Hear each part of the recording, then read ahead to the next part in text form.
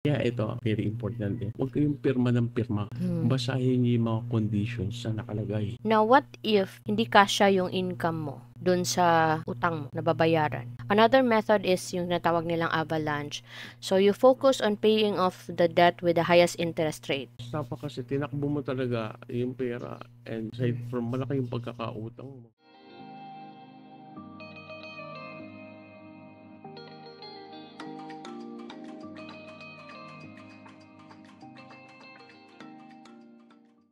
Kasi may financial needs sila, di ba?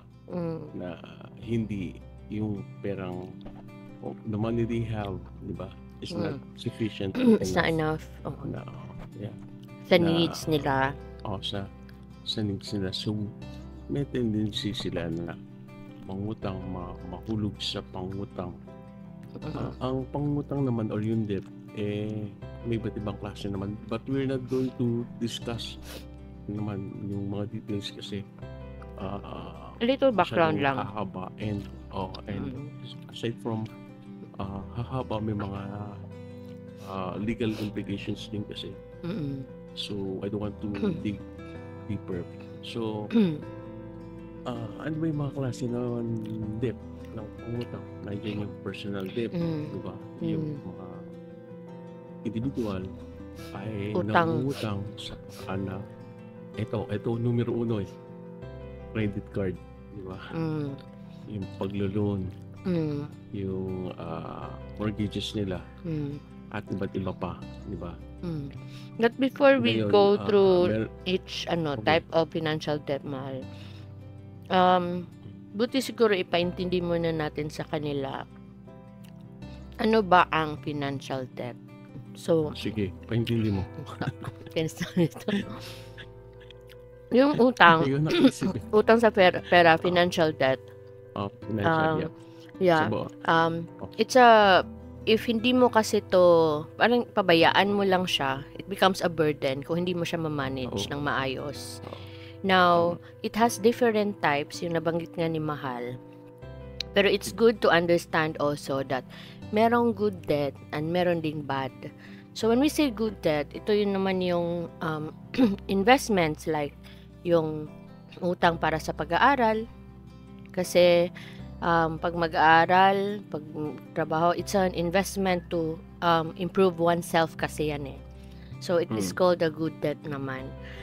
Yung bad debt na sinasabi, yung nabanggit nga niya, mga credit cards, mga kumbaga non-essential purchases, no, na hindi naman kailangan natin.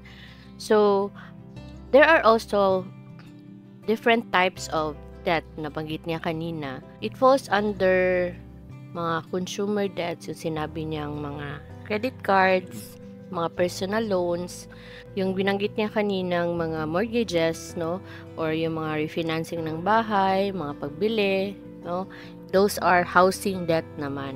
Yun namang mga nabanggit kong mga student loans for educational purposes, yung mga loans na kinukuha ng mga parents to fund yung mga projects or yung mga requirements sa school, yun naman ay education debt.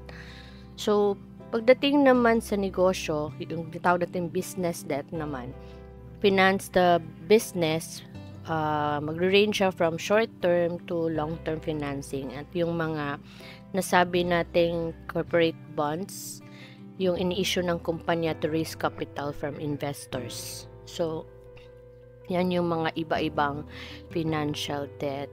So, ano pa ba, Mahal? May na-miss ba ako na yung sa government, di ba?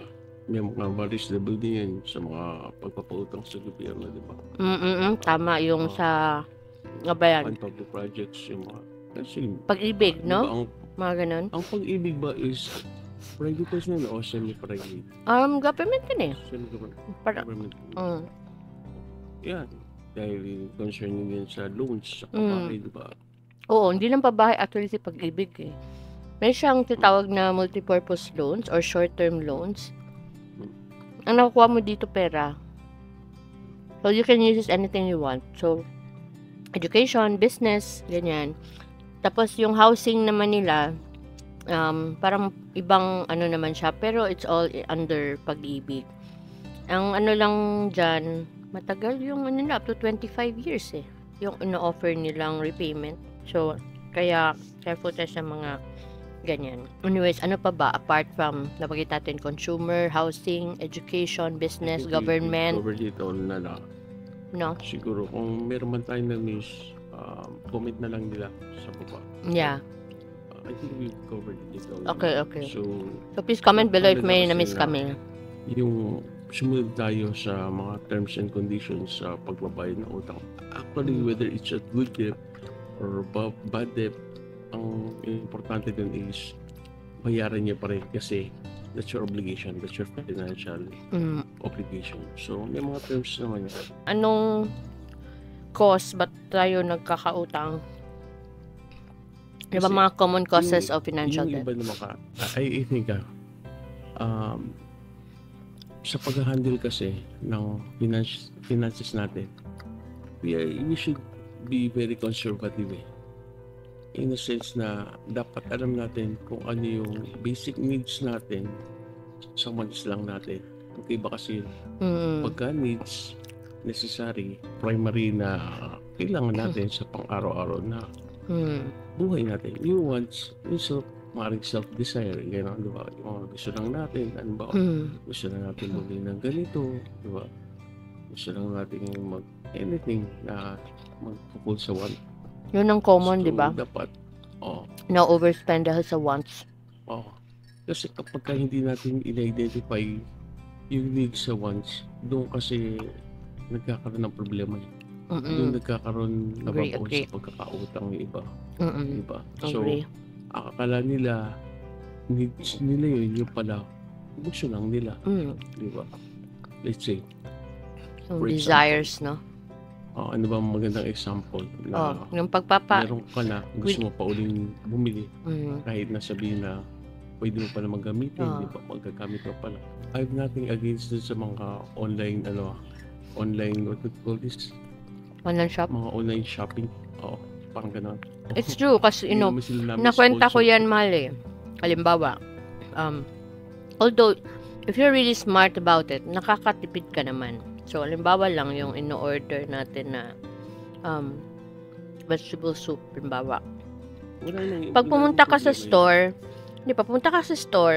dumiretso ka doon at ikaw mismo ang bibili, it will cost you around 80 to 90 pesos lang. But if you order online, nagiging 180 siya. O nagiging 160. Tapos may mga catch-catch pa sila na halimbawa, dati daw 280, tapos may promo sila ngayon, so nagiging 200, nagiging 180, 160 na lang. But actually, when you go directly to the store, mas mura. So, kukwentahin mo naman now, paano yung pamasahe, yung gasolina, no, yung effort papunta doon, hindi mo ba i-account yon? But at the end of the day, if you magkano lang ba, kung hindi naman ganun kalayo, and may delivery fee pa yan, so, nakakatipid ka. Ang laki na may tipid mo. Let's say lang, nakatipid ka ng 50 pesos per order. And how many times a week ka nag-order? And if you compute it, magkano yung monthly expense mo? Or best doon, magkano yung annual na nagastos mo on food delivery? So, mga ganyan. Di-discount kasi natin yung... Diba? Hindi eh. Kasi, no.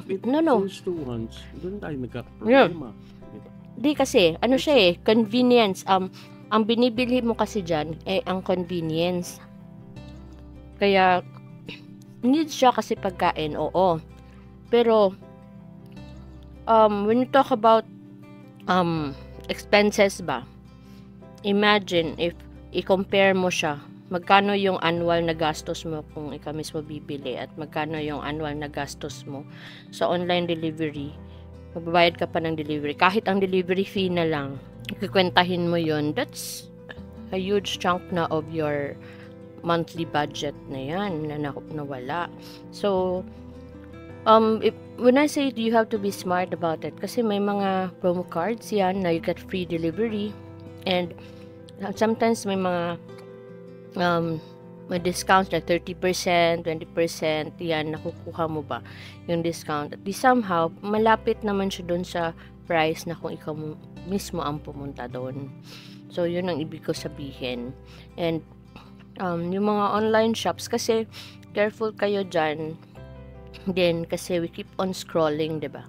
We want to buy one thing, we search for it, and marami yung options na lalabas.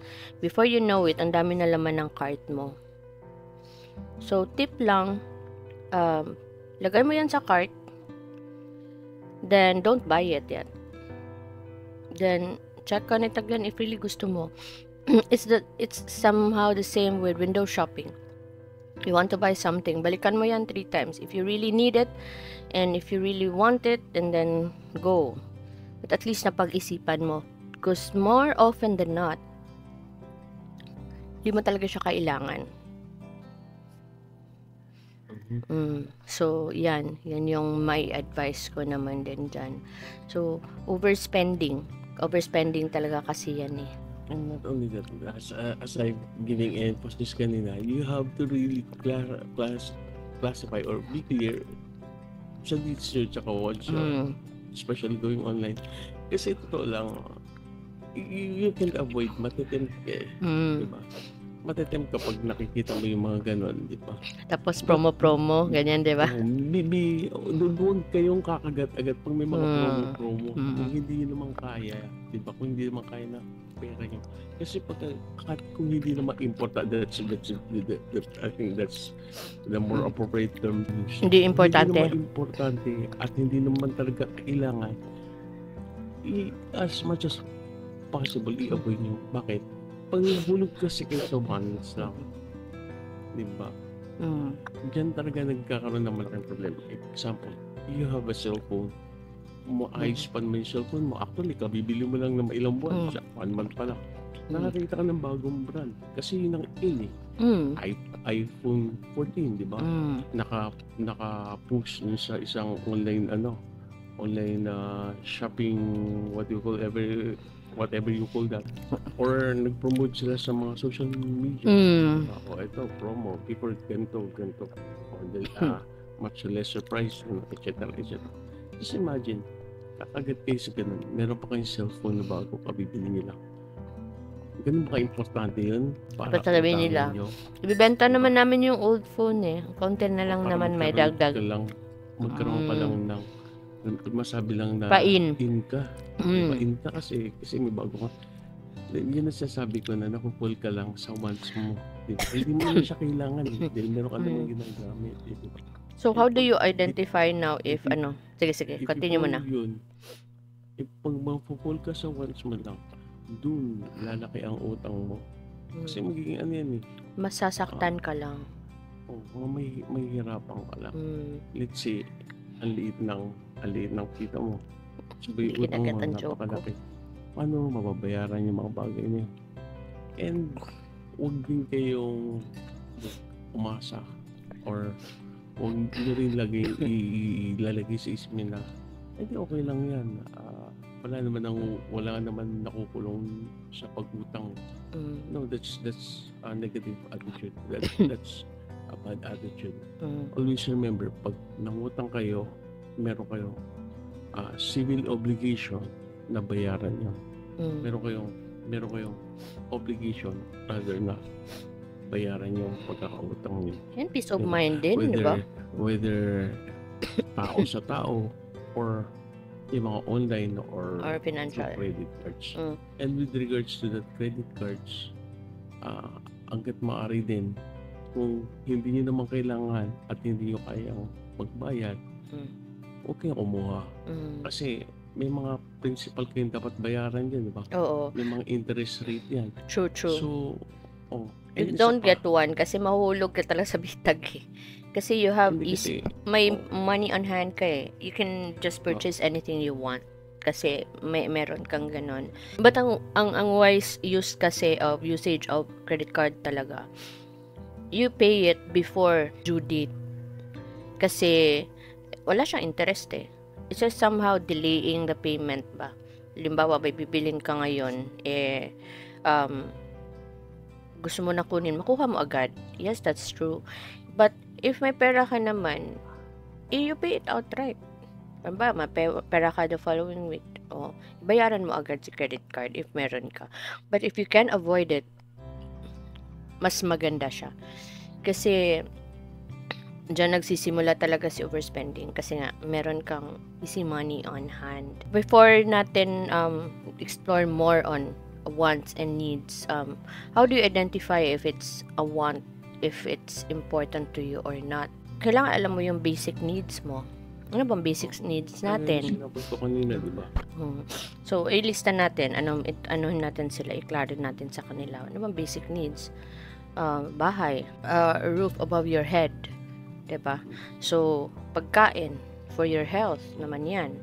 Tapos, hygiene, pangligo, to keep yourself shield for your body, damit, diba? Those are the things that I can think of as of now. So, kahit dyan lang. Sa pagkain, usually sa grocery, nag-overspend tayo. Ano napansin mo, Mal? Pag nag-grocery, diba? Bawa, peanut butter. Meron namang peanut butter na mura na equally okay, masarap naman siya. Pero merong imported na mas mahal. Kasi imported siya. Yun ang kukunin mo. But see the difference. But ano ba siyang gamit sa katawan mo? Diba? It's for snacking. So, yun din, pwede mo din siyang tignan, yung grocery list mo, yung pantry list mo, kung nag-overspend ka ba? Kung ano ba talaga kailangan nyo sa bahay, basic needs. Kasi minsan, stocked with soft drinks, stocked with juices and all, ganyan. Wait, tignan nyo muna, take a pause. Does your body really need that? Is it healthy, or it's just your feeling in your satiety center? You just, splurge and just, give in ka dun sa wants mo and your desires. So, isa yan. Sa damit naman, like, I have a rule for this year, parang pledge ko sa sarili ko, hindi ako bibili ng damit, hindi ako bibili ng sapatos, hindi ako bibili ng bag. So, wala.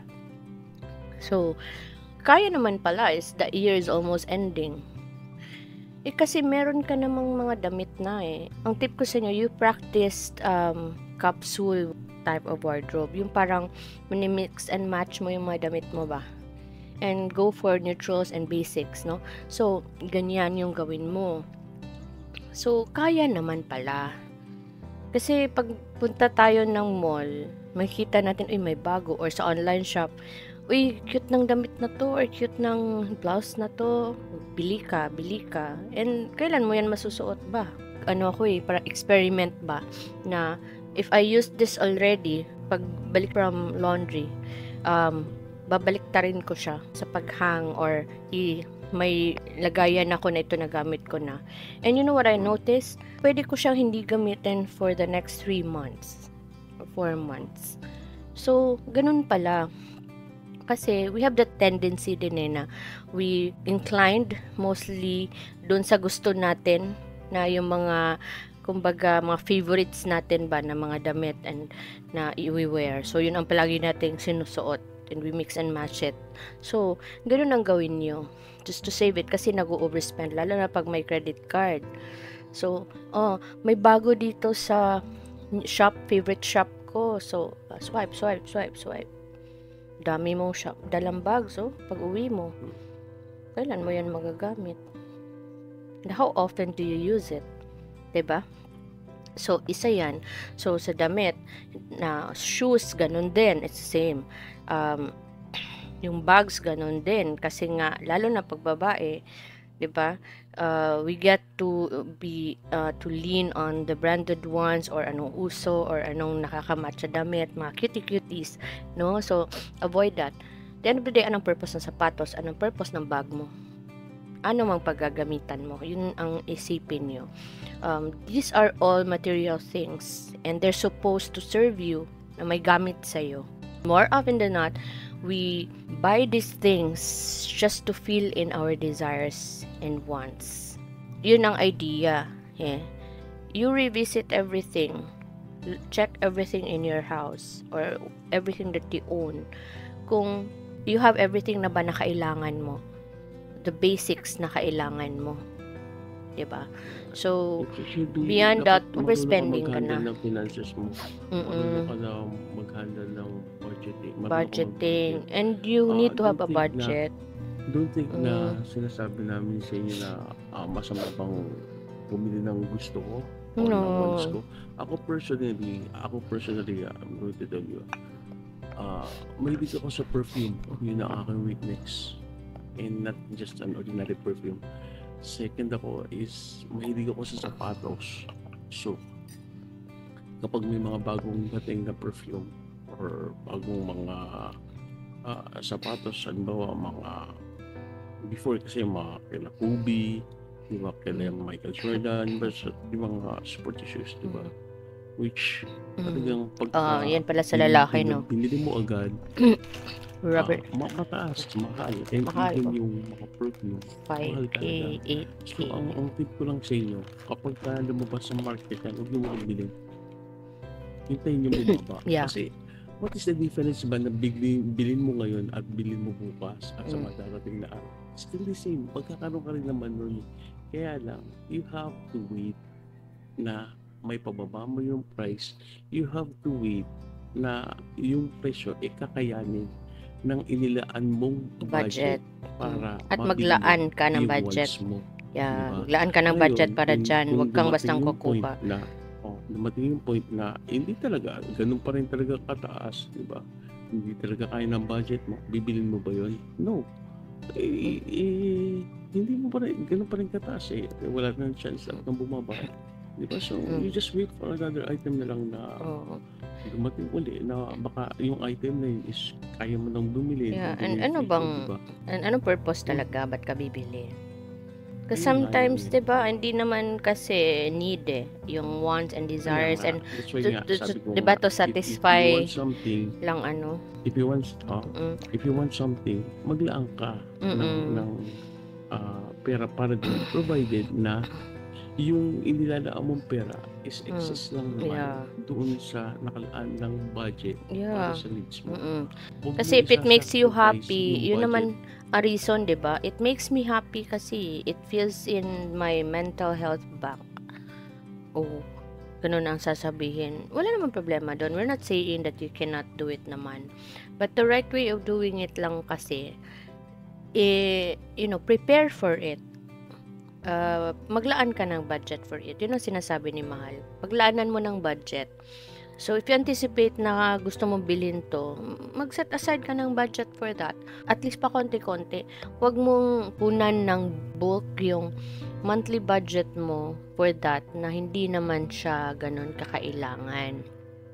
You can always find something else na maging anchor mo to be happy and to, feel in your mental health bank.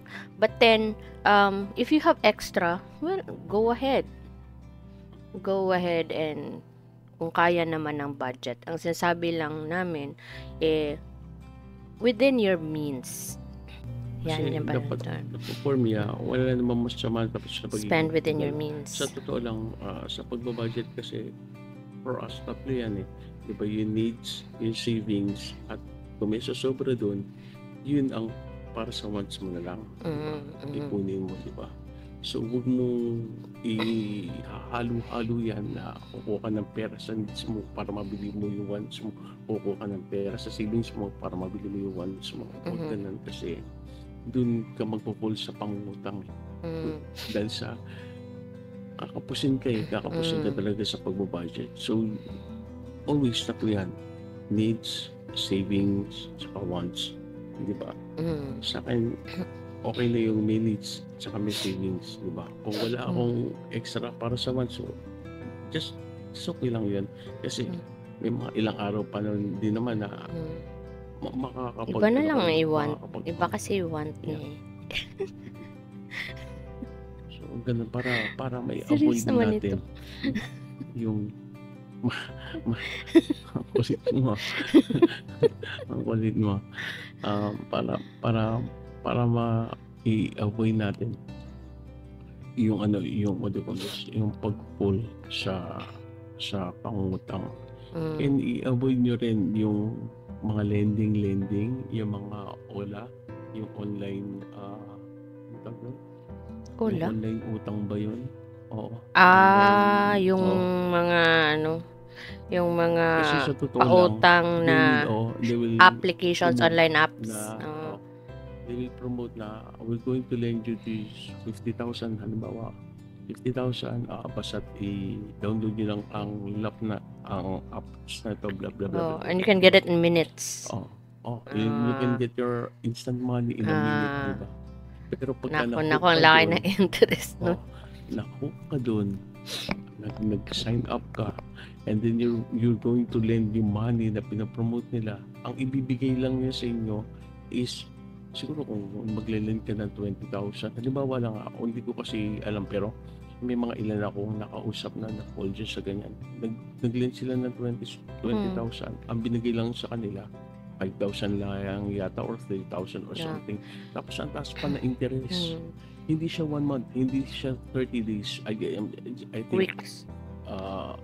Weeks lang yata. 2 or weeks. days lang. May friend akong ganyan eh. At saka ang laki ng interest nila. Yeah. So wala ka nang magagawa. Nandun ka na eh.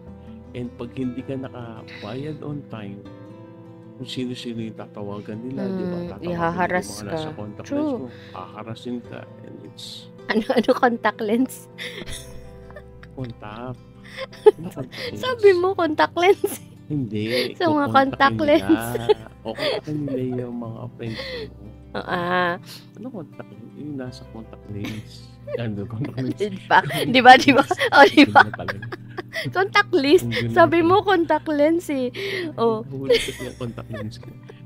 Nalimutan ko ikabit pala yun. Naalala mo yung yung friend ko na doctor ba, na they're out of the country na now. They're in Canada na now. So, before they, kailangan kasi nila ng pera. Yung mga panggastos-gastos lang para sa pag-migrate nila. So, nangutang siya dyan sa online app na yan, na pautang. Ang akala niya, kasi di ba may mga 1 month, 2 months option, ang first payment pala niya 2 weeks after. So, hindi niya nabayaran. So, may mga penalties na yan. After nun, parang hindi niya napansin na kulang, I don't know kung kulang yung first binayad niya, or parang partial lang ba. Tinawagan siya ng tinawagan, at hindi lang yan. Yung lahat ng sabi mo nga, nasa contact list. Tinawagan din. So, parang napahiya naman siya kasi nga tinawagan. So, inano niya talaga yun. Kinomplain niya. Kinomplain niya yun kasi parang hinaras na siya. At saka syempre napahiya siya. And as far as I know, hindi sila pwede maningil ng ganong way na parang hinaharas ka. Diba? Parang, kasi parang may threat ba? May threat. So, hindi talaga siya. If there's a way out of it, don't download it. Huwag niyong pansinin yung mga text messages kasi nagte-text yung mga yan to promote. So, huwag niyong pansinin yan. And as much as possible, think a million times if pwede. If utang kayo. And if na-fall na kayo dyan, sabihin natin na dahil nga sa hirap ng buhay, nakuha kayo sa mga promo nila or sa kanilang at which kung nakapangutang na kayo, bayaran nyo na yung utang nyo at pagkatapos what do you call this, burahin nyo na yung apps sa phone para wala kayong mating na umutang pa ulit. Kasi pag hindi ganyan sa taas ng interest na binibigay nila, talagang malulubog kayo sa utang and malulubog pa kayo sa kahihiyan dahil they will not stop until, di ba? Minsan pa dyan, padadala kayo na kunwari ng attorney, si attorney ganito to, magbayad ka ng utang mo kung ayaw mo, nasa RTC na yung kaso mo, blah blah blah blah blah. That's harassment ang tawag doon. They're harassing you na. So, pag ganun, yung mga legal remedies naman yan. Pero, as I've mentioned, di ba, huwag na kayo mangutang sa mga ganun para may avoid nyo yung mga ganun harassment. True.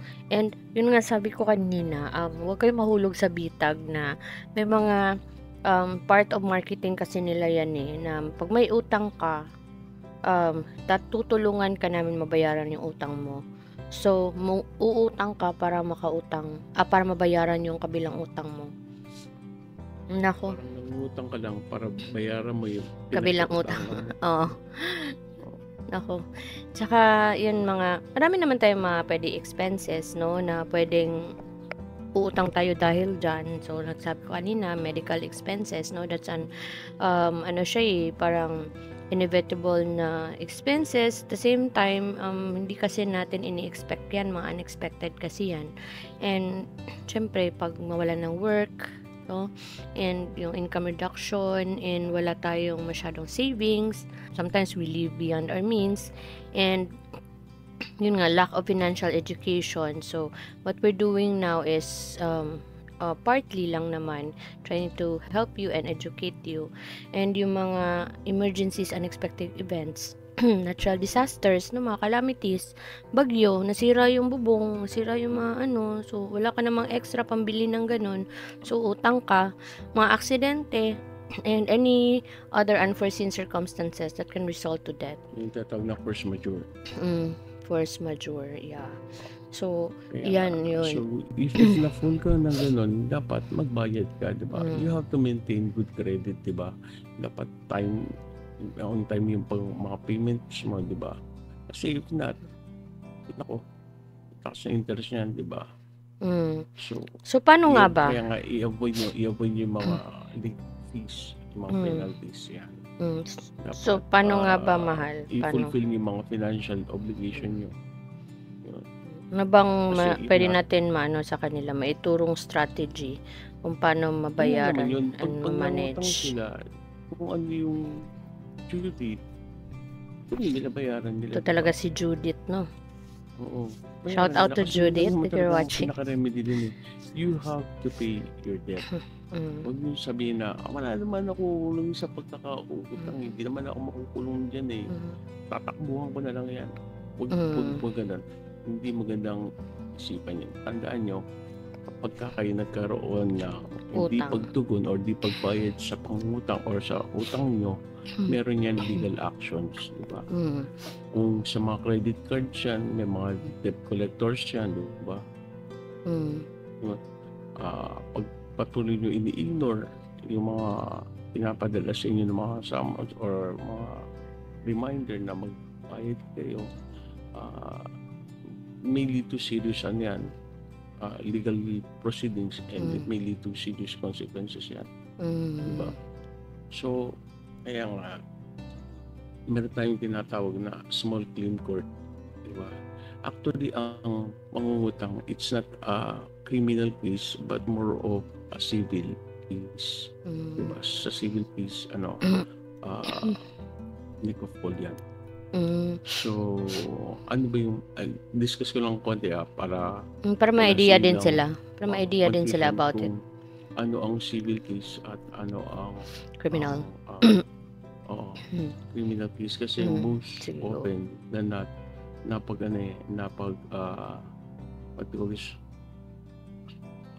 napag-interchange to. Diba yung Nasaan ba tayo? Wala ako bigla. Yung sa civil case na criminal. Yung civil case na tinatawag, yan ay involve ang state, ang gobyerno, di ba? Yan ang tinatawag na sorry. Patay ko, kita mo, na-interchange ko. What I mean is, yan tinatawag na kaya mo yan, masahe. Na-distract ka na naman. Masahe lang Yung tinatawag. Sige, kaya mo yan. Sige. What about, Pag sinabing, seryoso na. Pag mo kasi. Pag sinabing civil case, ang nature ng cases niyan, in dispute between private individual, di ba? Yung obligations sa both parties, yung nagpautang tsaka inutangan, yung pinaglunan tsaka yung nag-loan. Yung criminal case kasi, ang nature naman kasi niyan prosecution ng individual entities o individual na tao na naakusahan na gumawa na krimen, di ba? Na we can consider as offense against the state or society, di ba? Yung purpose ng criminal case, maaring ma-determine yan guilt or innocence ng akusado. Now, if found guilty, syempre, mga impose ng penalties yan, including fines, imprisonment, at iba pang mga punitive measure. Pagka civil case naman, parang mabagsak ako sa civil law dito. Sige lang, go. Just go ahead and need it. Naman, ang purpose naman yan ay i-resolve yung dispute. Diba? Typically, financial compensation yan, injunction, or other remedies. Yung focus nito is to provide relief to the injured party and addressing the wrongdoing or civil wrongdoings. Kaya nga, meron tayong tinatawag, pagdating sa debt, meron tayong tinatawag na small claim court. Ano yung small claim court? Kaya nga, sabi ko sa inyo, pag nangutang kayo, yakin nyo na kaya nyo siyang bayaran. Kasi pagka hindi, pwede kayong habulin ng batas sa paraan na pwede kayong idulog nung pinagkakautangan nyo sa tinatawag natin na small claim court, di ba? Ano nga ba yung small claim court? Ito yung special court na talagang inilagay or idinisenyo para mag-handle ng mga cases tungkol sa small claims, di ba? Usually, ang involved lang dito is monetary value. Di ba, yung sa pera. Yung tungkol sa, let's say, yung kung meron kayong dispute sa lupain, no, sa mga properties nyo, hindi saklaw yan ng small claims, no.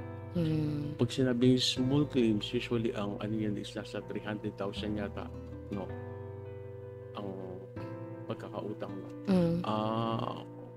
From 300,000 pababa.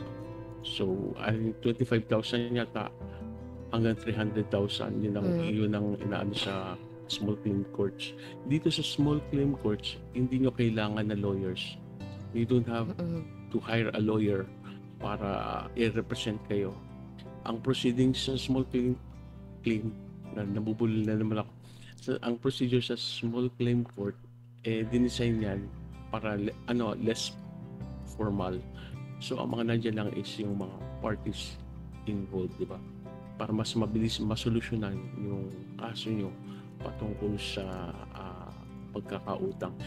And yun, siguro, I will not go further, no, kasi haba. Basta yun. So, kapag nagkautang kayo, magbayad kayo. Kung hindi kayo magbabayad, habulin kayo ng batas because it is a civil case. Yun. Okay. So, ang tanong kanina, ano ba tanong mo kanina? Paano ba nila mabayaran? Paano nila mabayaran? Yung utang.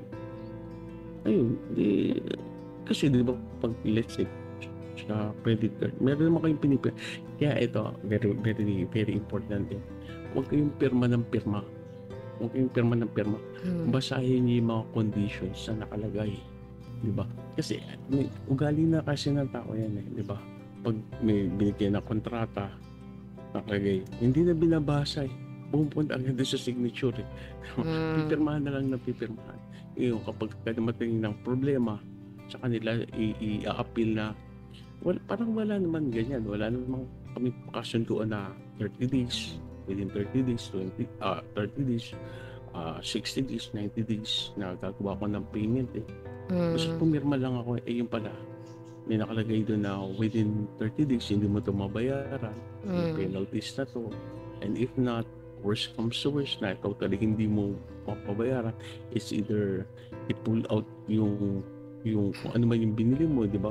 Let's say, financing sa car, halimbawa, pull out nila yan, or kung ano man yung binili mo na po pwede nilang kukunin nila yan pabalik kasi hindi ka nag-comply doon sa kontratang pinirma mo. And not only that, may penalties nga yan na kakaharapin ka. Kaya it's very, very important na kung pipirma kayo ng anumang contract, lalong-lalo na pag mga credits o sa mga credit cards, basahin yung maigi.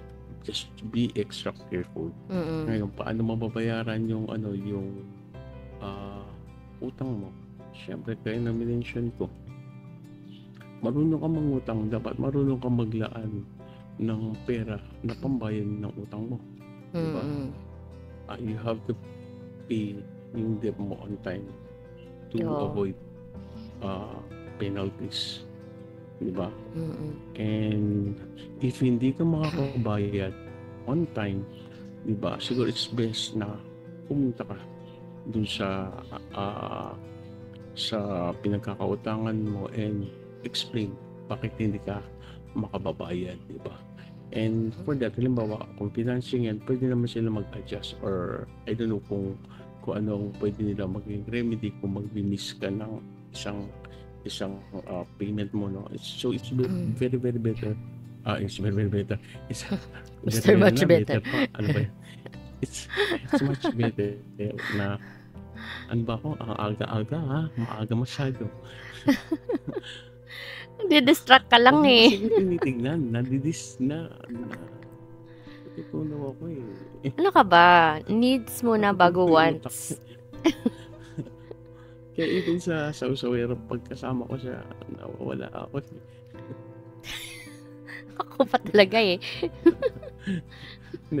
So yun, it's very important na aside from naintindihan nyo, pinirmahan nyo, pag hindi kayo makabayad agad, pumunta kayo at makipag-arrange kayo, baka po pwedeng i-evaluate ulit yung or mai-adjust yung setup ng payment plan nyo, diba, para maging maayos. And yung tao naman na pinagkakautangan nyo, kasi ito running joke na to eh, diba? Pagka ikaw nangungutang sa particular tao, diba, umiiyak ka para makakumbinsi mo lang siya na pautangin ka, diba? Alos lumuhod ka na, pautangin ka lang, diba? Nung pinautang ka at yung umasa yung taong pinautangan o nagpautang sa'yo na sa ganung araw babayaran mo, hindi ka nakabayad, nangangailangan din siya, pinuntahan ka. Ang hirap mong hanapin. At the end of the day, diba, yung nagpautang sa'yo, siya na ngayon na umiiyak sa'yo. Bakit? Para bayaran mo siya sa utang na hiniram mo sa kanya. So, it may be a running joke, pero hindi siya maganda. Diba? Natuto kayong manghiram, matuto kayong pagsauli. Kasi if hindi nyo ginawa yun, kayo rin kasi masisira eh. True. It will just project or maganda lang yan ng bad reputation sa inyo. So ano bang mga tips and strategies na aside from ito nabanggit mo that we can yung steps that they can do Huwag umutang to get out of that? If yun eh, pay. You have to pay no, on it's time. That's so we okay. Steps diba? by steps. Diba? Yun lang yun. Yun na above all. Paano namin babayaran yung utang namin? Push, mag-set ka. Mag-set ka ng patay doon sa napagkasundaan niya, diba? Okay, so steps on managing and reducing your debt. Ganito kasi yan. Like budgeting, isulat nyo. So, gawa kayo ng get a notebook, get a paper or Excel file, whatever it is that makes you comfortable and it suits for you. So, ilista mo lahat ng utang mo.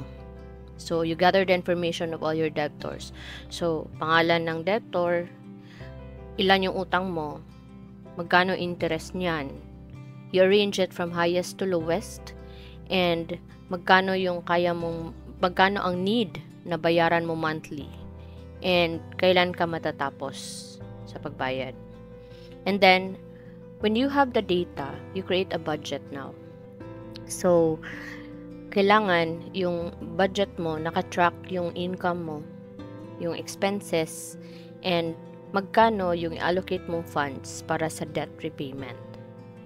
Now, what if hindi kasya yung income mo dun sa utang mo na babayaran? Let's say, multiple debts, no? So, unahin mo muna yung may pinakamataas kang interest na utang to reduce the overall interest paid. So, unahin mo yung pinakamalaki, yun ang una mong bayaran. If may extra ka, dalawa yung ipagsabay mo. So, what happens to the other utang? So, you can pay them off, pero unti-unti. So, debt repayment strategy naman yan. So, yung debt repayment strategies, meron yung iba-ibang category. So, you have yung tinatawag natin parang snowball method. So, unahin mo yung pinakamaliit na utang, then, yung pag natapos mo na mabayad dun sa utang na yon, so wala ka na, hindi mo na siya babayaran, but continue to set aside the money na same amount dun sa natapos mo ng utang, and you put it to the next utang naman. So para mas mabilis ka din magbayad. So gets nyo yon? So you set aside money to pay this smallest utang. So once you pay off that utang, that same money, idagdag mo dun sa next na utang mo para dali mo siya mabayaran. That's one method.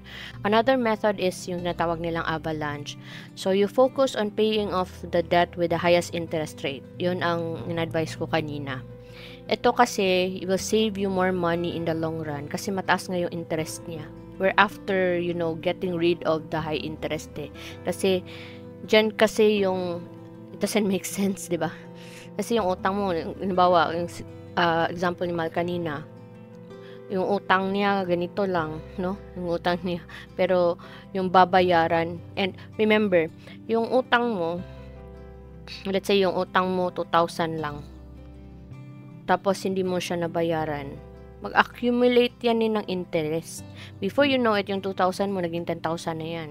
And then, di mo mabayaran, so aakyat ng aakyat, lalaki ng lalaki. And then, you have debt consolidation. So, itong debt consolidation, I don't advise this as much. Yung you consolidate yung lahat ng debts mo, multiple debts into one. The lowest interest loan, personal loan, lahat ng mga loan mo, iisahin mo. Tapos, yun ang babayaran mo. And then, kasi, nangyayari kasi, kung kaya, okay, fine. You can do it kung kaya mo. Pero kasi, dito tayo na fall doon sa bitag na uutang tayo para mabayaran ito as whole. Well, check the interest. Kasi baka, you will end up paying more.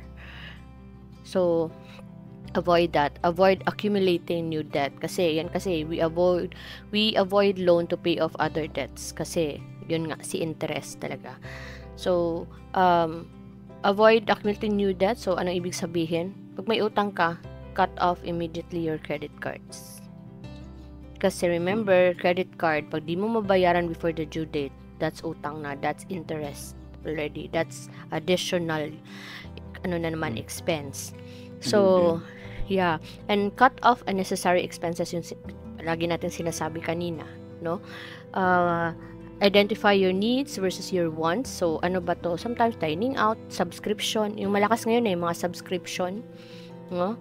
And cut back on those allocated more funds toward debt repayment. So, spend less than you think. And ito talaga yung parang malaking maitutulong para madali mo mabayaran yung utang mo. Increase your income. So, seek additional sources of income. So, start, yung common ngayon is you do online selling, no? Learn the art of selling, kumbaga, you start selling. No? Kahit paunti-unti, pero yung kita mong kaunti yan, pag dumami yan, lalaki din yan. But at the end of the day, it's still additional source of income. Additional yan sa pambayad mo ng utang. So, you can also sell your services, your skills. No? You get a better job na may career growth ka, malaki yung sahod. If you have extra na, you can invest in real estate. No? You rent out a spare room kung meron ka, or you invest in crypto or mutual fund. Now, we will not discuss this in depth here, but those are the suggestions that you can do to increase your income. And you negotiate your creditors. Halimbawa, mahirap talaga, hindi mo talaga siya mabayaran. You talk to the creditors and you try to discuss paano mo siya ma-lower yung interest rate and how you can extend the payment terms kung hindi mo siya pwede bayaran. Because mas kasi yan then hindi ka magbabayad, hindi ka magpapakita, or walang information from you. They don't hear anything from you. Yun na magsa-start yung mga harassment and yung yung ang tawag din, parang pag tumatawag sila, di ba, threatening. So, to avoid that, para hindi ka naman din ma-stress, you talk with your creditors. Para at least you have peace of mind na ko na to. Parang, I organized this already. Hindi ko kaya bayaran as of now. And ito, na-stretch ko na. And next, anong gagawin ko? So, ganon. So, build also an emergency fund. Kung kaya naman, kahit paunti-unti, remember, 100 will not be 100 without a single peso. Diba? So, start saving. Yan. And, para hindi ka naman, if you need that emergency money, money for certain emergencies, hindi ka mauutang ulit. Kasi nga, we're trying to avoid additional debts, diba? And then, if hindi talaga kaya, and you seek professional help na, you start consulting with credit counselors or financial advisors that can help you with your debt management plan. Then, di lang magsa-stop dyan sa paglilista mo. You take action on it, and then you monitor your progress. So, you celebrate small victories then, para you get motivated, no? And then you avoid future debt. So, paano? Yung sinasabi namin kanina, spend less than you think, and then you make your income fit to your lifestyle. So, importante basic needs and wants. Check and have an inventory of everything that you own in your house and everything you own in general. Then, check if yung gusto mong bilhin ngayon o gusto mong paggastusan ngayon, wala ka pa ba niyan? Or kailangan mo ba talaga? And, if you need to spend money, reevaluate it. Not just 1 time, 2 times, 3 times, as many times as you need. Para lang talaga justify yung single centavo na nilalabas mo sa wallet mo. So, yun ang mga strategies that I can share to you na paano mo mabayaran yung debt mo. And may dagdag ka pa ba, mahal? I think we've covered it all naman. And yun lang, habol ko lang ng konti.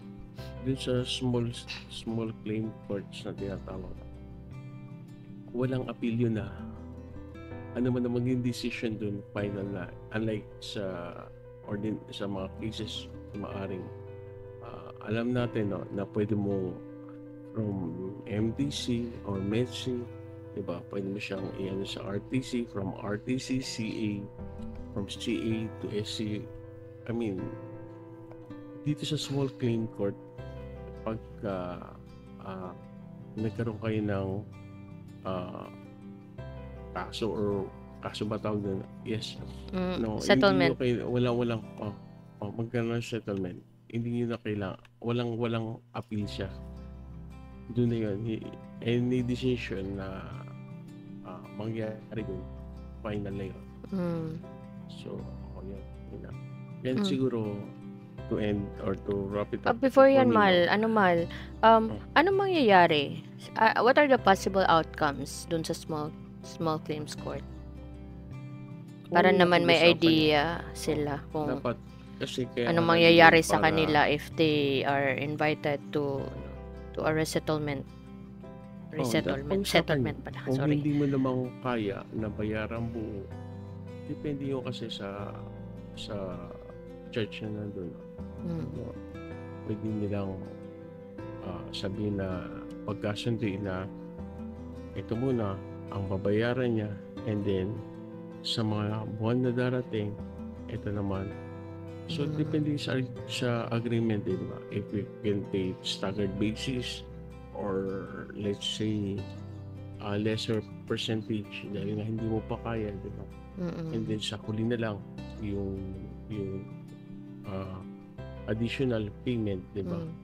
Depende kung ano yung pag-usap. Pero wala namang nagre-result into like jail time or wala naman. It's more of helping you pay off your debt. Wala naman kasi talagang tao na nakulong dahil sa utang. Kasi actually may root yan sa USA, di ba? Nakalimutan ko lang yung na may reason sila bakit kapag utang hindi nila ikinukulong. Di ba? Aside from that, civil case yung estafa naman is talaga different.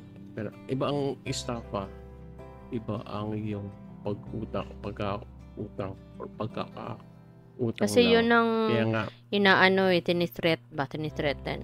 They use that ang estafa meron yan certain amount of money para i-declare na estafa yan. Iba kasi yung case ng estafa, iba yung case ng pag-utang.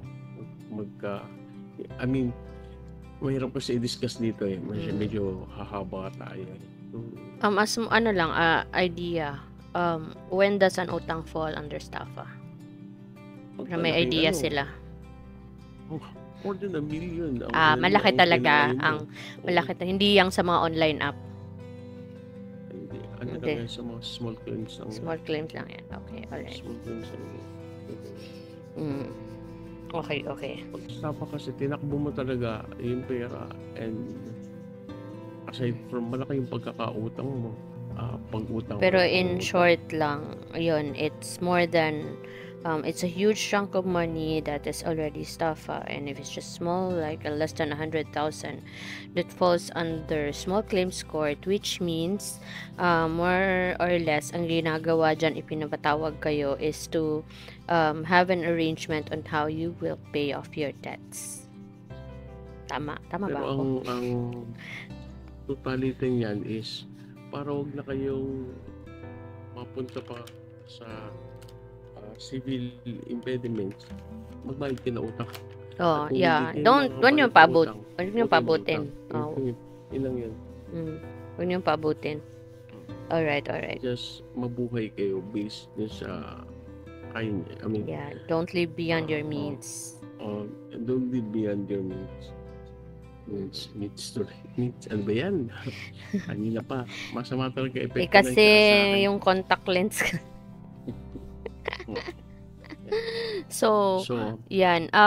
Okay, I have another question for you. I know you hate talking about this, pero gusto kong itanong eh.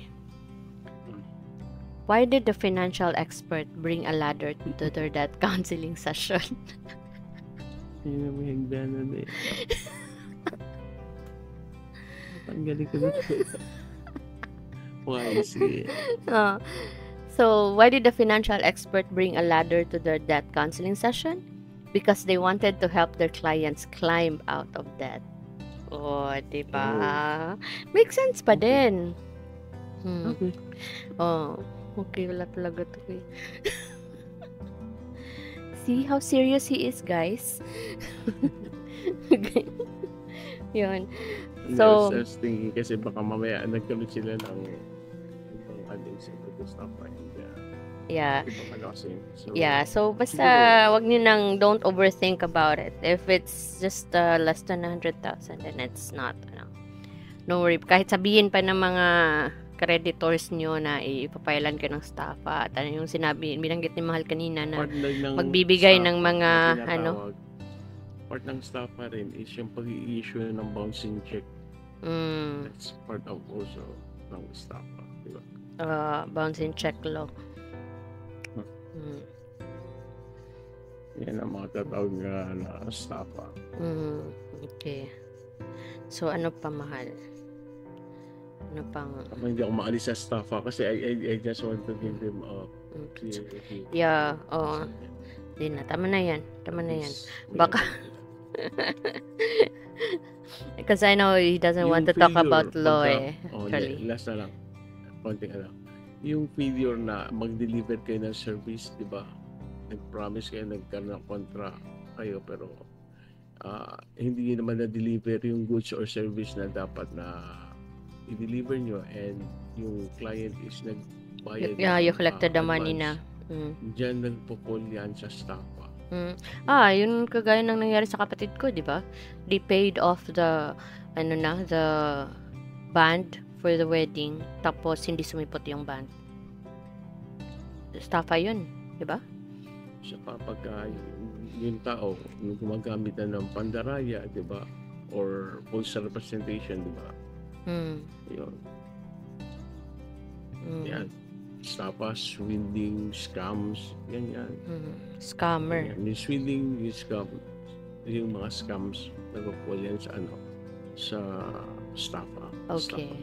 Yung embezzlement, nagpo-fall yan sa estafa case. Okay, Yan. okay. So other than that, siguro sa ibang pagkakataon. Other than that, ibang channel naman yan. Because we're trying to avoid talking about law during our conversations because just to get him out of stress. Then ako kasi yung sa medicine, kinakain ko na yan every day, so it's integrated in my system already, so it's okay to talk about it. Yan. So yan, I'm not avoiding, but kasi the type kasi ng ating it's it's kasi iba naman kasi yung we're just sharing our money conversation, so we don't actually talk much about law when we're kasalanan ng utang ko. So si utang kasi sorry naman, mahal, sorry na, gusto ko lang talaga din marinawagan sila just to share an info at least nabigyan din natin sila ng idea. And they don't need to learn more about it naman because we're talking like on general layman. Hindi naman nila kailangan in-depth information on that. If you want to know more, then they can always find resources online or talk to their lawyer friends, or later on baka magka-channel tong isa dito about law. But that's in not the near future pa. So, but soon, maybe soon, we don't know. So in conclusion, mahal. So, in short, anong magiging words of wisdom mo before we end our... Sinabi ko na naman, di ba? Huwag kayong mag-utang. Huwag kayong mangungutang. Diba? And mabuhay kayo based on sa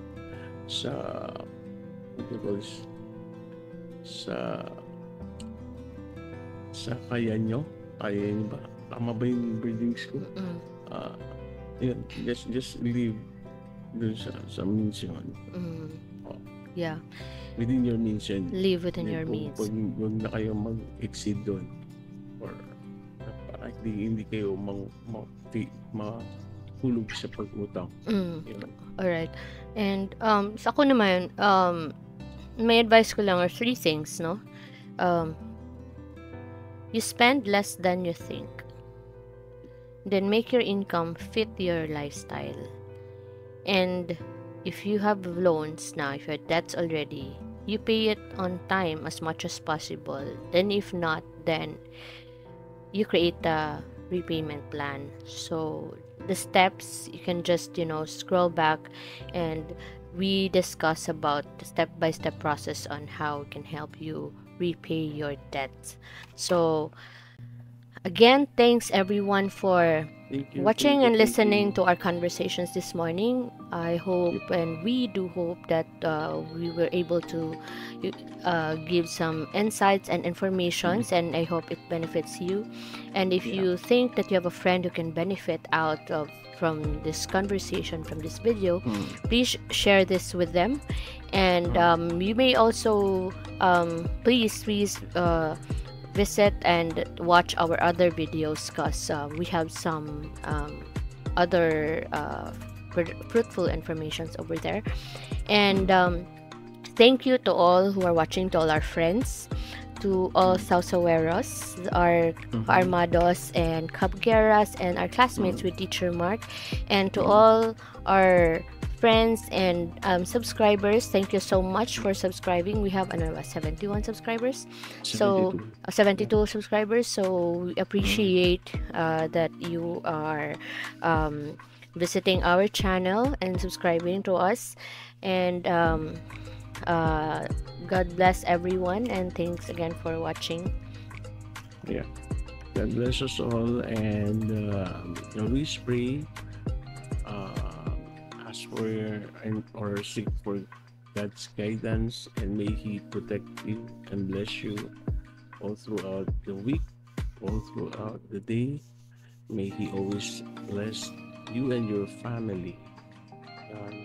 And so always put morning, a great day. Enjoy your long vacation. Enjoy your long vacation with your family. Diba? Spend time with them. Ano na yung mga kids, diba? Yeah. Savor the moment with them. Savor the moment. Yeah, because ang bilis nila lumaki. Before you know it, wala ka ng kanak, hinahag-hag. Hindi lumaki. Forever baby naman ako, and I accepted that. Matagal na. At least kami may forever couple kami dito sa bahay. Kala mo ha. So, thanks again everyone. Always put God first. Ayos ka. Always put God first in everything that you do. So, thanks for watching Mornings with Vince and Ira. Bye.